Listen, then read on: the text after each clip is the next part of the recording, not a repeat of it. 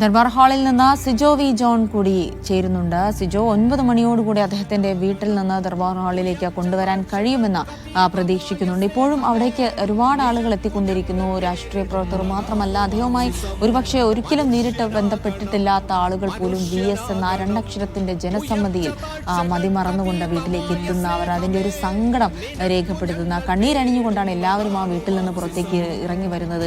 അതേ കാഴ്ചകൾ, അതിന്റെ തുടർച്ചയായ കാഴ്ചകളായിരിക്കും ദർബാർ ഹാളിലും ഇന്ന് നമ്മളെ കാത്തിരിക്കുന്നത്, അല്ലേ?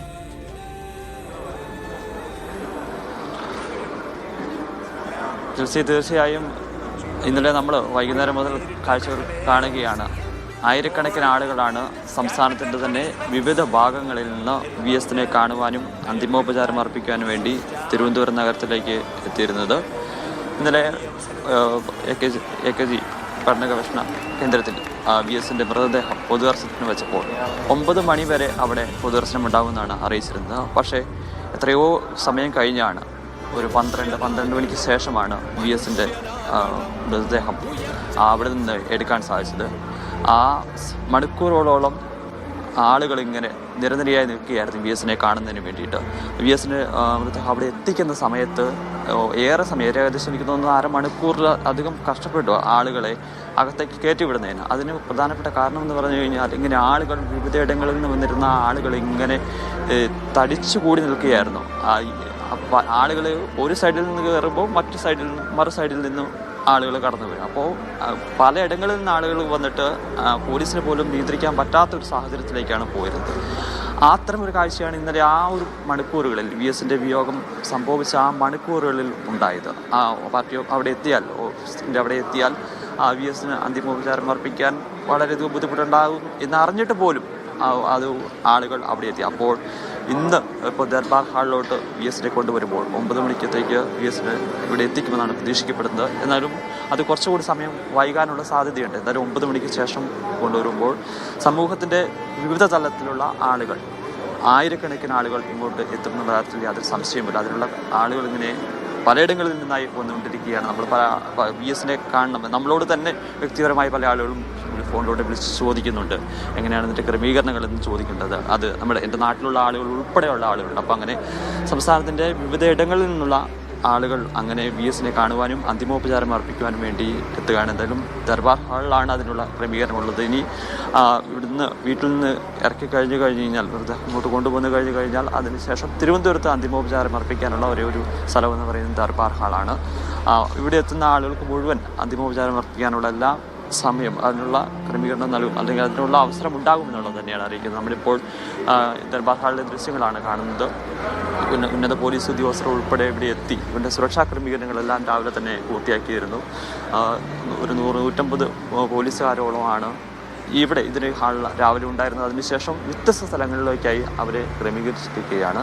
നമ്മൾ ഈ കാണുന്ന സ്ഥലത്ത് നിന്ന് ഈ ദൃശ്യങ്ങളിൽ കാണുവാണെന്നുണ്ടെങ്കിൽ 2 വഴികളാണുള്ളത്. ഈ ഇടത്ത് വശത്തും വലത്ത് വശത്തുമുള്ള ആ 2 വശങ്ങളിലൂടെയായിരിക്കും ആളുകൾ, പൊതുജനങ്ങൾക്ക് കയറി വരാനുള്ള അവസരമുള്ളത്. അവരിങ്ങനെ അവിടെ നിന്ന് നടന്ന് കയറി വന്ന് അതിനുശേഷം ഇവിടെ എത്തി VS അന്തിമോപചാരം അർപ്പിച്ച് പുറത്തേക്ക് കടന്നു പോകും. ഈ സൈഡിൽ കാണുന്ന ചെയറുകളിലായിരിക്കും മുഖ്യമന്ത്രി ഉൾപ്പെടെ ഇരിക്കുക, മന്ത്രിമാർ, അതോടൊപ്പം തന്നെ അദ്ദേഹത്തിൻ്റെ VS കുടുംബാംഗങ്ങൾ ഉൾപ്പെടെ ഇരിക്കുകയും ചെയ്യും. അത്തരത്തിലാണ് ഈ ദർബാർ ഹാളിലെ ഈ പൊതുദർശനത്തിനുള്ള ക്രമീകരണങ്ങൾ ഒരുക്കിയിരിക്കുന്നത്. ഇപ്പോൾ ഔദ്യോഗികമായി അറിയിച്ച സമയപ്രകാരം 2 മണി വരെയാണ് ദർബാർ ഹാളിലുള്ളത്. എങ്കിലും നമ്മൾ പ്രതീക്ഷിക്കുന്നു അതിന് ഏറെ മണിക്കൂറുകൾ ഇവിടെ പൊതുദർശനം നീളും. കാരണം ആളുകൾ ഇങ്ങനെ എത്തിക്കൊണ്ടിരിക്കുന്ന സാഹചര്യത്തിൽ അത് നീളാൻ തന്നെയാണുള്ള സാധ്യത. എന്തായാലും 4 മണി 5 മണി വരെയെങ്കിലും നമുക്കിവിടെ പ്രതീക്ഷിക്കാം. അതിൽ കൂടുതൽ കടന്നു പോയാൽ അതിലും അത്ഭുതപ്പെടാനില്ല എന്നുള്ളൊരു കാര്യമാണ് നമുക്ക് പറയാനുള്ളത്. എന്തായാലും ദർബാർ ഹാളിലെ എല്ലാ ഒരുക്കങ്ങളും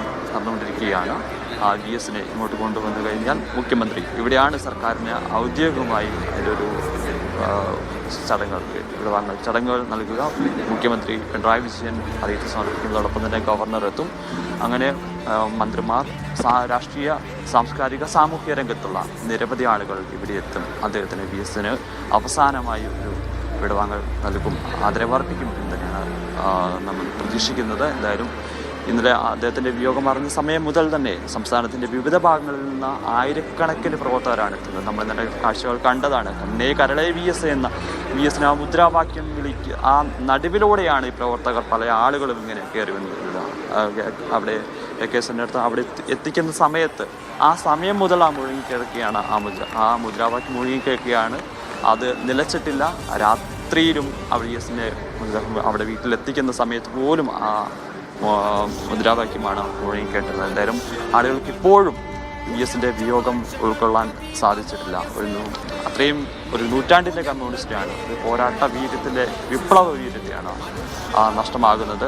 ഒരുപക്ഷെ കമ്മ്യൂണിസ്റ്റ് പ്രസ്ഥാനത്തിന് വി എസിനെ പോലെയുള്ള ഒരാളെ വിയോഗം ഒരിക്കലും പോലും നികത്താൻ പറ്റത്തില്ല എന്ന് നമുക്ക് എടുത്തു പറയേണ്ടി വരും. എങ്കിലും മരണം നമുക്ക് ആർക്കും ഒഴിവാക്കാൻ പറ്റുന്നതല്ല. വി എസ് 101 വയസ്സ് വരെ അദ്ദേഹത്തിൻ്റെ ജീവിതം പോയിരുന്നു.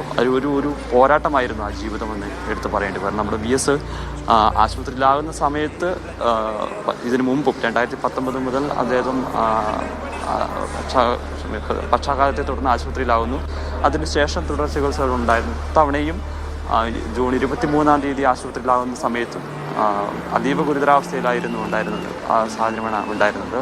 പിന്നീട് ആശുപത്രി കടന്നു പോലും അദ്ദേഹം തൻ്റെ ജീവിതത്തിലേക്ക് തിരിച്ചു വരാനുള്ള ഒരു ഫൈറ്റായിരുന്നു ഉണ്ടായിരുന്നത്. എന്തായാലും അത് ഇന്നലെ വൈകിട്ട് 3:20 അദ്ദേഹം ലോകത്തോട് വിട പറയുന്ന ഒരു അവസ്ഥയാണ് ഉണ്ടായിട്ടുള്ളത്. എന്തായാലും വലിയ വേദനയിലാണ് രാഷ്ട്രീയ കേരളം മുതലുള്ളത്. പാർട്ടിക്കാർ മാത്രമല്ല, നമുക്കറിയാം വി എസിൻ്റെ വിയോഗം സാധാരണക്കാരായിട്ടുള്ള ആളുകളെ സംബന്ധിച്ചിടത്തോളം എത്രത്തോളം വേദന ഉണ്ടാക്കുന്ന ഒരു കാര്യമാണെന്നുള്ളത്. കാരണം വി എസ് ഏറ്റെടുത്തിരുന്നത് സാധാരണക്കാരായ ആളുകളുടെ വിഷയങ്ങളായിരുന്നു. കുടിയേറ്റ കർഷകരുടെ വിഷയങ്ങൾ, കർഷക തൊഴിലാളികളുടെ വിഷയങ്ങൾ, അങ്ങനെ സാധാരണക്കാരായിട്ടുള്ള ആളുകളുടെ വിഷയങ്ങളുണ്ട്. മറ്റ് പല പല പല വിഷയങ്ങളും വി എസ് അത് ഏറ്റെടുക്കുക. അങ്ങനെ വി എസ് ഏറ്റെടുത്ത ഓരോ വിഷയങ്ങളും